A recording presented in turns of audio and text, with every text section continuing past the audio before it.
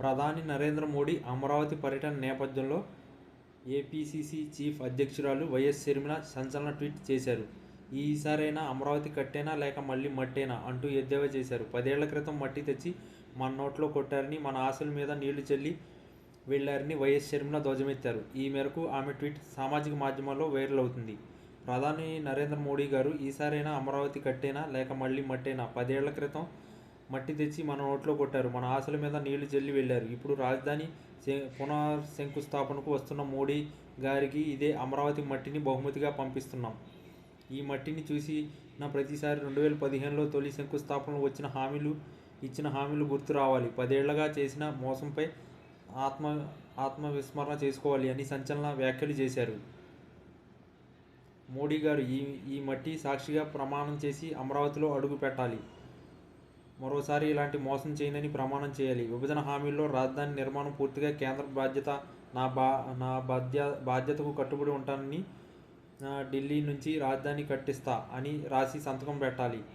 మాకు అప్పులు వద్దు, మా భావితరాల మీద ఆ భారం వద్దు. రాజధాని నిర్మాణం కోసం బేషరతుగా రూపాయలు 1.50 లక్షల కోట్లను 3 ఏళ్లలో కేంద్రం ఇవ్వాలి. ఈ ప్రకటన మోడీ గారు చేయాలి. అమరావతి రాజధానికి చట్టబద్ధత కల్పించాలి. అలాగే 10 ఏళ్లుగా అమలుకు నోచుకొని విభజన హామీలపై స్పష్టత ఇవ్వాలని ఆంధ్రప్రదేశ్ కాంగ్రెస్ పార్టీ పక్షాన డిమాండ్ చేస్తున్నాం అని ఏపీసీసీ అధ్యక్షురాలు వైఎస్ షర్మిల కీలక వ్యాఖ్యలు చేశారు. ప్రధాని మోడీ గారు ఈసారైనా అమరావతి కట్టేనా లేక మళ్ళీ మట్టేనా? 10 ఏళ్ల క్రితం మట్టి తెచ్చి మా నోట్లో కొట్టారు, మన ఆశల మీద నీళ్లు జల్లి వెళ్లారు. ఇప్పుడు రాజధాని పునఃశంకుస్థాపనకు వస్తున్నారు. మోడీ గారికి ఇదే అమరావతి మట్టిని బహుమతిగా పంపిస్తున్నాం. ఈ మట్టిని మరోవైపు ప్రధాని మోడీ అమరావతి రాకవేళ ఏపీసీసీ అధ్యక్షురాలు వైఎస్ షర్మిలపై విజయవాడలో బీజేఎస్ కార్యాలయం దాడికి పాల్పడ్డారు. కాంగ్రెస్ పార్టీ కార్యాలయం ఆంధ్రరత్న భవన్ దగ్గర నిరసనకు దిగిన షర్మిలపై బీజేపీ కార్యకర్తలు కోడిగుడ్లు, టమాటాలతో దాడి చేశారు. దీంతో అక్కడ తీవ్ర ఉద్రిక్తత చోటు చేసుకుంది.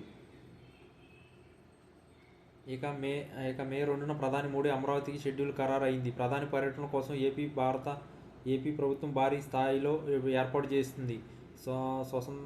స్వాగతం ఏర్పాటు చేసిన బహిరంగ సభ కోసం ఏర్పాటు చేస్తుంది. లక్షలాది మందితో సభ ఏర్పాటుకు కసరత్తు కొనసాగుతుంది. ఇదే సమయంలో ప్రధాని అమరావతి కేంద్రంగా చేసే ప్రసంగంపై ఆసక్తి నెలకొంది.